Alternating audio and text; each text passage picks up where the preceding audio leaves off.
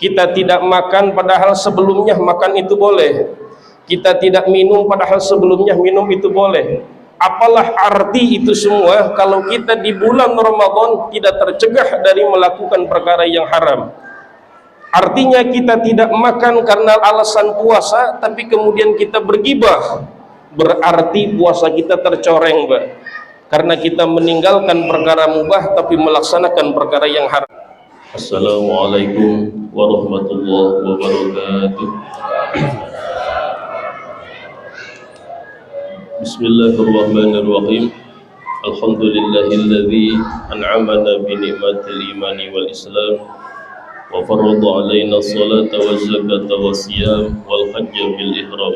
Allahumma shalli wa sallim ala sayyidina wa maulana Muhammad sallallahu alaihi wasallam wa ala alihi wa sahbihi dzawil ulumi wal hikam. Amma ba'du, fa ya ibadallah, usikum wa nafsi bi taqwallah faqad fazal muttaqun. Ma'asyiral muslimin wa zumratal mukminin, jamaah salat tarawih Masjid Al-Muhajirin Rumah Duta Sri yang dimuliakan Allah.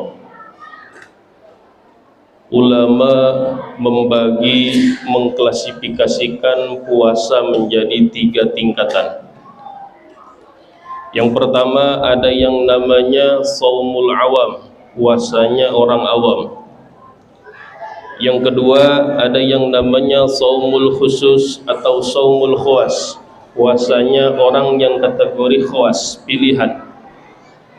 Yang ketiga ada shaumul khususil khusus atau shaumul khawasil khawas, puasa khawasil khawas, puncak daripada puasa. Nah, puasa awam ini adalah puasa sesuai dengan standar fikih. Al-imsak anil muftirat min tulu'il fajri ila ghurubi syamsi, menahan diri kita dari segala yang membatalkan puasa dimulai dari subuh hingga maghrib. Bila mana kita memenuhi syarat dan rukun puasa yang tercantum di dalam fikih, maka kita sudah masuk kepada golongan puasa awam ini. Tapi bila mana kita ingin naik level, kemudian digaransi puasa kita diterima oleh Allah Subhanahu wa taala, maka harus naik ke tingkatan yang kedua, yaitu puasa khawas atau puasa khusus. Apa itu puasa khawas? Yaitu kaful jawarih anil ma'asi wal atham, mencegah seluruh anggota tubuh kita, baik penglihatan, telinga, pendengaran, tangan, kaki kita, dari melakukan maksiat yang berujung kepada dosa. Kita jaga pandangan kita dari yang diharamkan dilihat.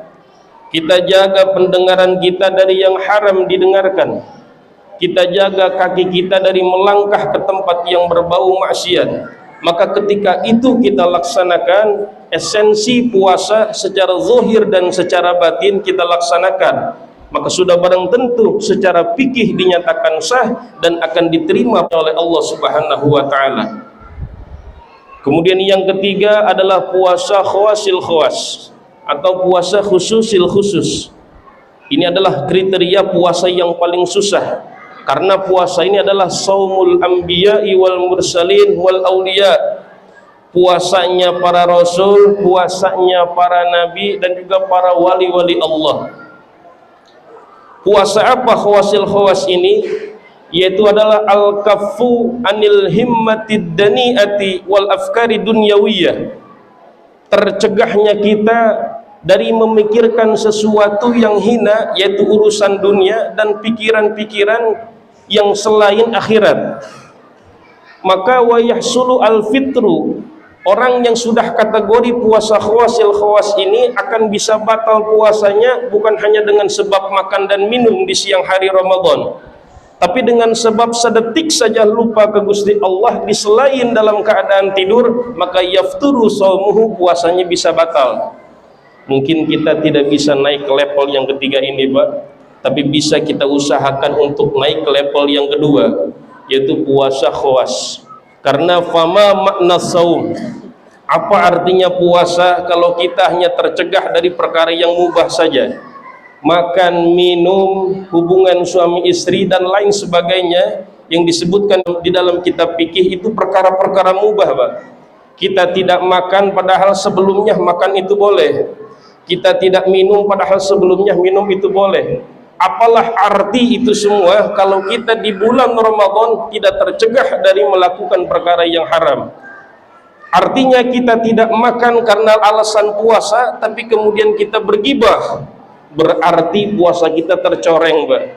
Karena kita meninggalkan perkara mubah tapi melaksanakan perkara yang haram. Oleh karenanya kita berdoa kepada Allah Subhanahu wa taala, mudah-mudahan diberikan kekuatan, kesehatan yang sempurna, taufik dan hidayah agar senantiasa sempurna dengan ikhlas menjalankan puasa di bulan suci Ramadan. Allah terima segala amal ibadah kita, Allah lipat gandakan pahalanya, dan kelak Allah kumpulkan kita bersama Rasulullah sallallahu alaihi wasallam di surganya Allah. Amin ya Allah ya rabbal alamin. Hadanallahu wa iyyakum ajmain. Assalamualaikum warahmatullahi wabarakatuh.